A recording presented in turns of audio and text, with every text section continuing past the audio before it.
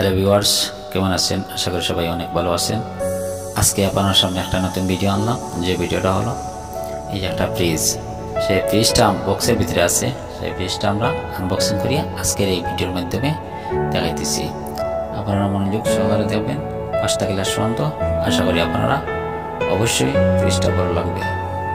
ফ্রিজটা ভালো লাগলে অবশ্যই কমেন্টের মধ্যে জানিয়ে দিবেন, আমরা উত্তর দেওয়ার চেষ্টা করব। ভিডিওটা না করিয়ে ভিডিওটা আমরা এখনো শুরু করলাম।